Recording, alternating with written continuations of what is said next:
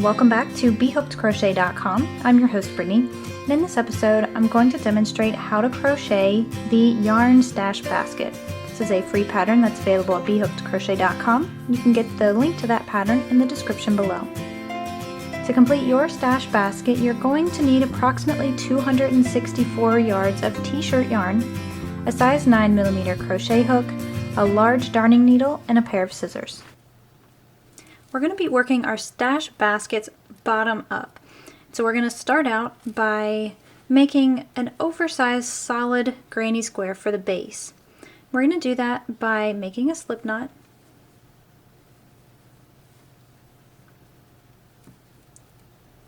and then go ahead and chain 3.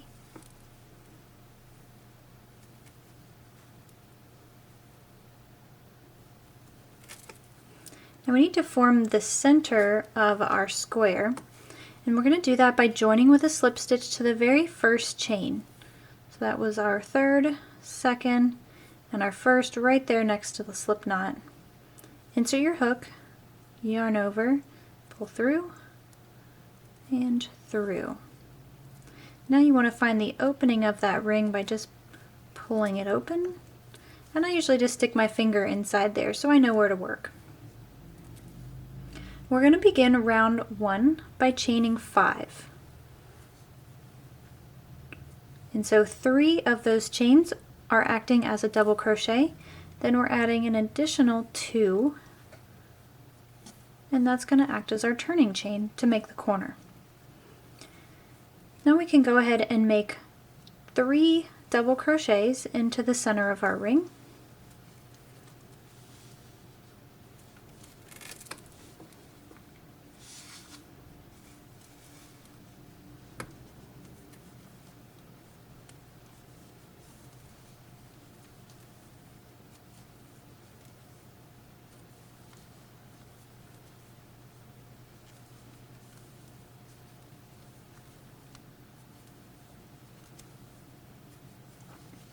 Now we'll form the corner by making 2 chains. Now we can go ahead and work 3 double crochets in the center,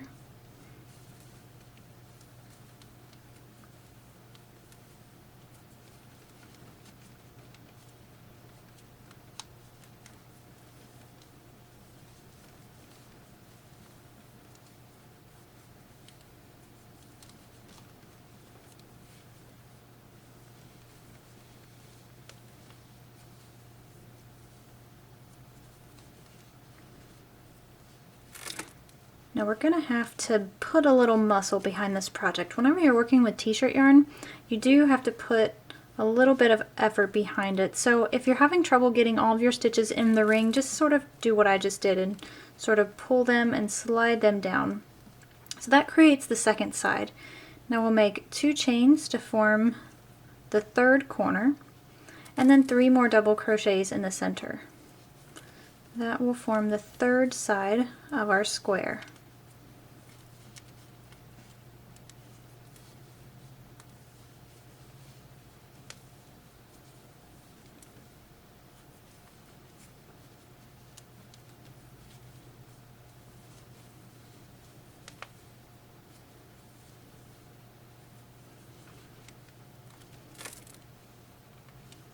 Now make 2 more chains. That's going to form the final corner.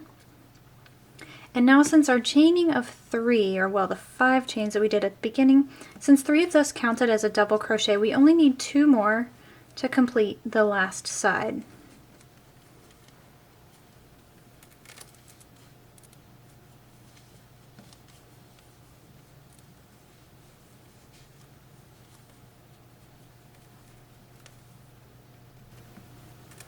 Now the last part for round 1, we want to join with a slip stitch to the third chain. And you may have to move your work around your stitches there to see the first chain, second, and third. So we're going to join there with a slip stitch. Now to move on to round 2, we're going to start again by chaining 5. We're going to do this for every round, so get used to that part of it. Then we're going to work 2 double crochets into the chain space there.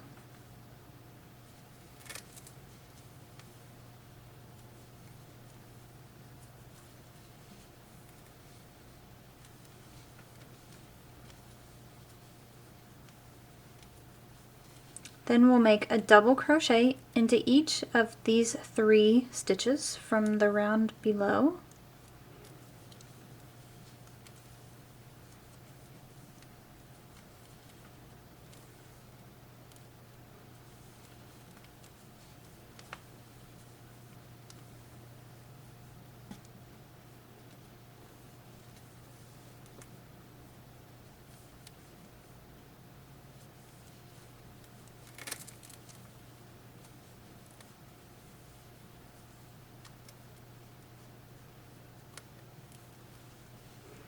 And once you've reached the next corner, just make 2 double crochets and then 2 chains and then 2 more double crochets, all in that same space.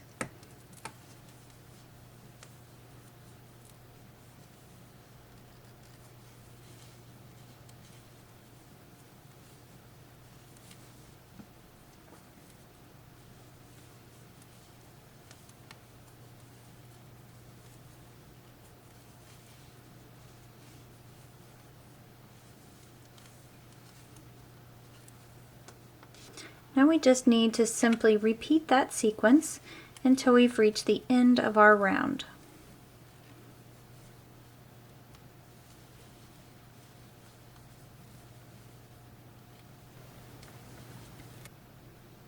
So when you've made it to your final side, you've made your double crochets into that corner, I wanted to clarify what we're supposed to do with this final side, because this can get a little bit confusing if you're not familiar with these chains and what they're supposed to be.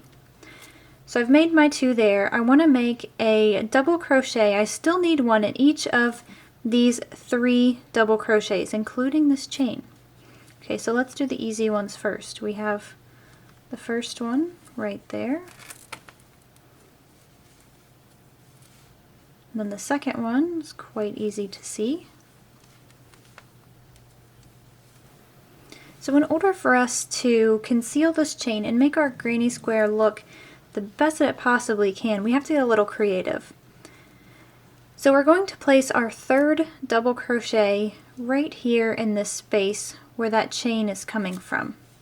Now we wouldn't normally do this because the chain where it sits is acting as a double crochet and it would be coming from that spot. But we need to have an additional 2 double crochets in this corner over here to complete the square. So we're allowing that chain 3 to act as one of these double crochets from the corner. So now all we have to do is add a final double crochet into the chain space, but it's not this chain space here. We want to go down here into this space.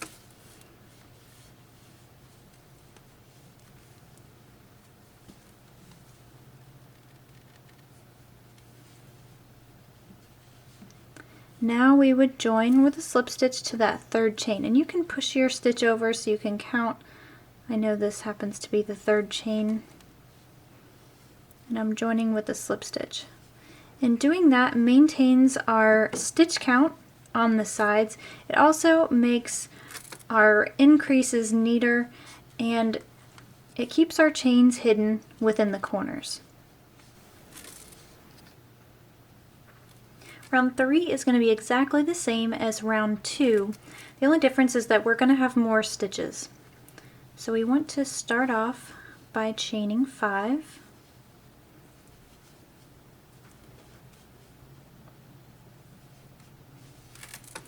And make 2 double crochets into your first corner.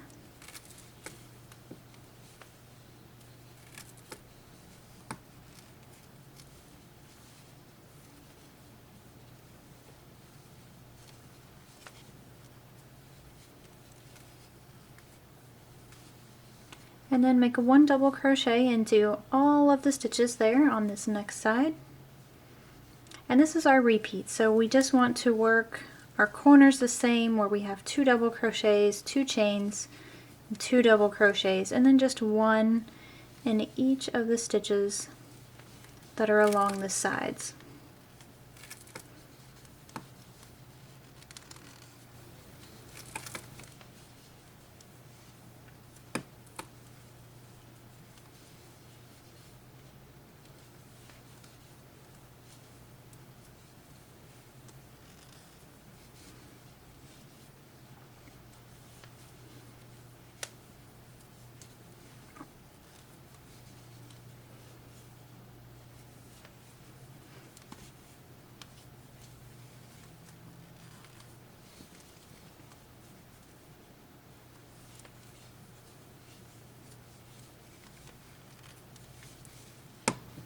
So at the end of round 3, your square will look something like this.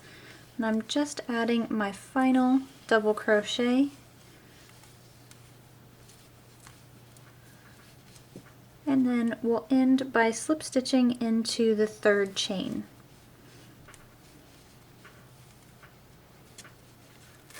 Now round 4 is going to be exactly the same. So we're just going to start by chaining 5. Start with your 2 double crochets in the corner and make one double crochet into each of the stitches on all of the sides. In the corners, you'll want to do 2 double crochets, chain 2, and 2 double crochets. Okay, so this is all just a repeat of what we've already covered. So go ahead and finish up round 4, and then we'll come back and get started on the next round.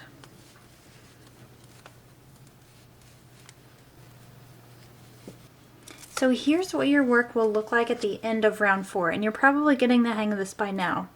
So what we need to do to continue on the base of our basket is work on rows or rounds 5 and round 6. Do that exactly the same as we have been doing. So go ahead and complete those 2 rounds, come back to this video, and we'll talk about what to do next. Now that we're at the end of round 6, your work should look something like this, and mine measures approximately 11 inches across, so it's an 11 by 11 inch square at this point. The next thing we need to do is start working on the sides. We're no longer going to be increasing, and we're going to use this side as the bottom of the basket. So this is going to be what we would call the right side. So as you're crocheting in this direction, these are the stitches that are facing you. So we want to put this on the bottom. So all we want to do to start off round 7 is just turn it upside down so that we have the underneath facing upward. To begin round 7, we want to chain 3. That's going to act as our first double crochet. In this round, since we're working on the sides, we're going to stop increasing, and that way the sides will, instead of going out in this direction, they will continue to go up. So for this round only, on round 7, we're going to be working in the front loop only of our stitches. So if we face our work this way, you see the V there, we're just going to be working in the front loop. So that right there, that's going to create a little ridge. So this back loop is going to be left out in the open, and it's going to create a little edge, and that's going to sort of define where the bottom stops and the sides start. So this is a technique that I like to use whenever I'm working with baskets or booties or slippers, anything like that. And so what we're going to do for this round is we're just going to make 1 double crochet into the front loop only of all of the stitches.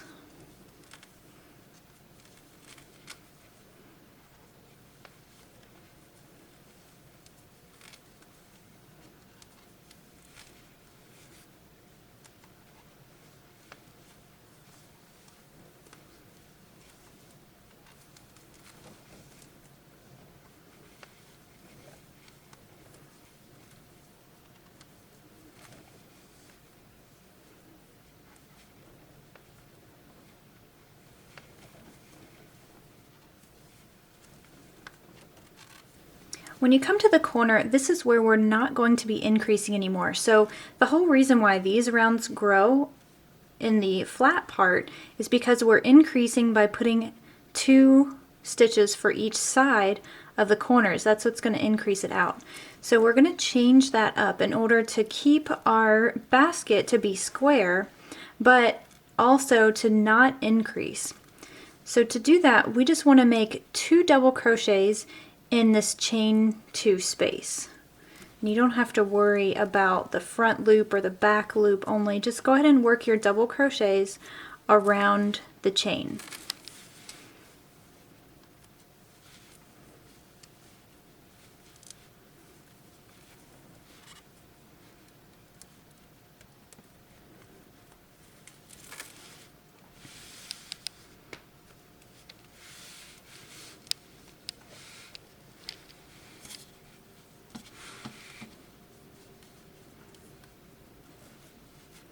Then once you've finished up that corner, just go ahead and start working your double crochets again in the front loop.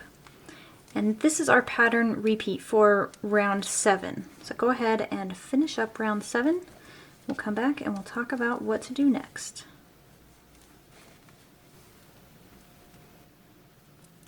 Once you've made it all the way around for round 7, the last thing we want to do is make 1 double crochet into this chain 2 space. So this is the chain 3 where we began. I said before that that counted as a double crochet, and since we've just been putting 2 double crochets in each of the corners, we just want to maintain that pattern. So finish off by putting a double crochet in that space, and now find your 3rd chain and join with a slip stitch.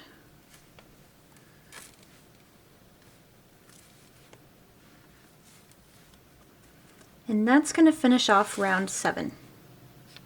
So I mentioned before about that back loop creating the ridge. So this is what you should see if you had been putting your stitches in the correct place. It should be a little line, and that's right where the point is, where it forms the sides. Now at first it's not going to be straight, but you want to see the general shape. Like in this corner, you want to see that it's pulling up. And it might be a little wavy. You can see here mine's a little bit wavy, and that's normal. Things will straighten out as we add more rounds to this pattern. So to move on with our stash basket, the next thing that we want to do is just create 3 more rounds where we don't increase, we just put 1 double crochet in each of the stitches. So we'll go through a few of those stitches here. So we're going to be working rounds 8, 9, and 10 the same way. Okay, so we start with the chain 3, and that is going to count as a double crochet. And this time we're going to work in the entire stitch. We're not going to work in the front loop, but both of those loops.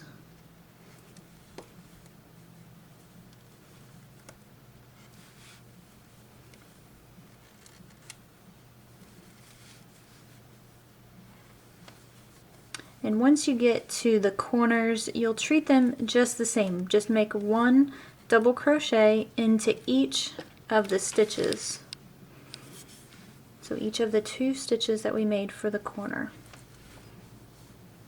Okay, so this part is really simple. When you get to the end of each of the rounds, you're just going to slip stitch into that 3rd chain, just like we did in the previous round.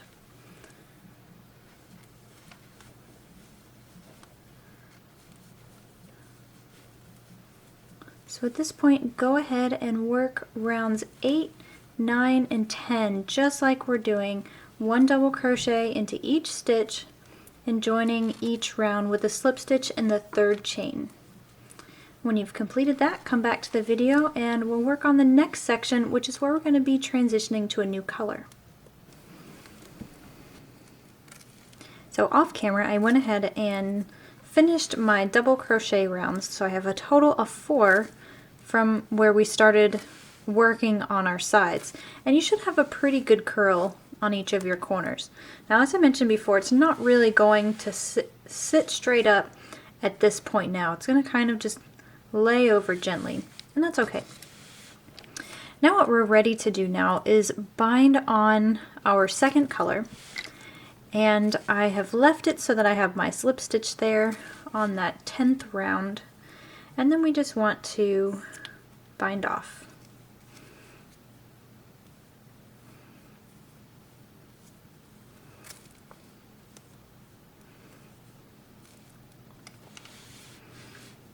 So one thing you may have mentioned if you've been crocheting for a while is you notice I did things a little bit backwards from what you normally do on crocheting rounds. And that was that I left what's considered the wrong side of the double crochet be on the outside of the basket. And I actually did that on purpose because for the purpose of this stash basket, the different texture that you see from the back side of the double crochet versus the front side, I think works really well in contrast with the color change as well as the texture in the pattern. So from here on out though, we want our front side of the double crochets to be on the outside. So whereas before we were working in this direction with basically the inside of the bag facing us, or the basket, we're going to turn things around and crochet in this direction so that the front of our stitches appear on the outside of the basket. And so go ahead and grab your second color. I'll be using white.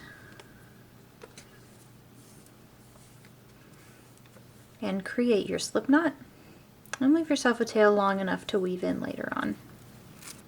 So to keep things consistent, I'm going to bind on where we did our bind off. And so I'm just going to insert my hook into that stitch.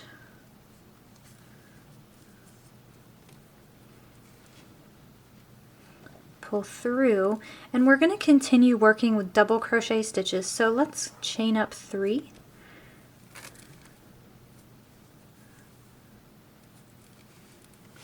Okay. Now from here on out, the pattern is the same as what we were doing with the previous 3 rounds. We just want to make 1 double crochet into each of the stitches, and we're going to use both of the loops.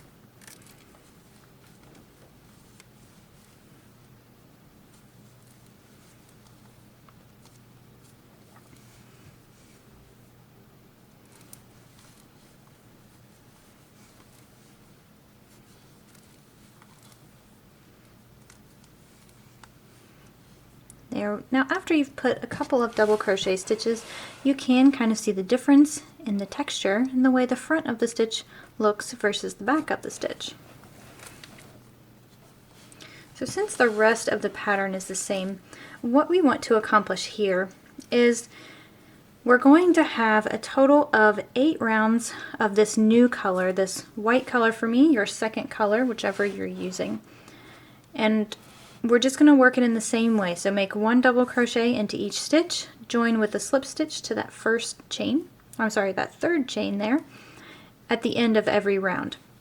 Work that until you have 8 rounds, and then we'll come back and we'll talk about how to finish off our stash baskets. Once you've made it to your 5th round, if you're using the same t-shirt yarn as me, the Crafty by Premier Yarns, you're not going to have enough t-shirt yarn for your 6th round all the way through. So I'm quickly going to demonstrate the color transition back to our first color, so red in my case.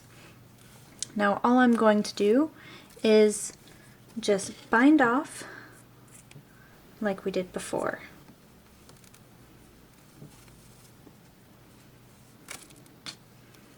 Now we'll just create a slip knot with our first color.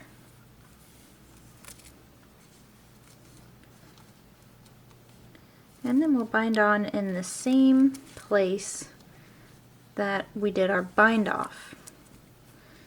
This way we're keeping things consistent.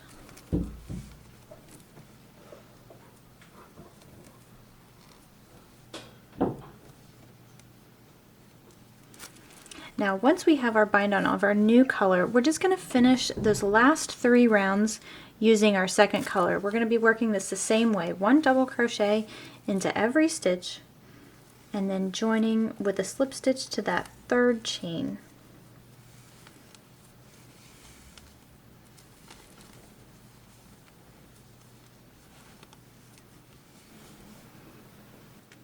So once you have finished working your 8 rounds of double crochet, 5 of which are your second color, the last 3 are your first color, then we're completely finished with our stash baskets. All that's left to do is to bind off. We'll do that by trimming our working yarn and pulling that through the loop on our hook. Now all that you have to do is weave in your ends and we're completely finished with our baskets. This wraps up our tutorial today on the stash basket. Again, the written pattern is available at behookedcrochet.com/stash basket. Until next time, stay tuned at behookedcrochet.com for more free patterns and video tutorials.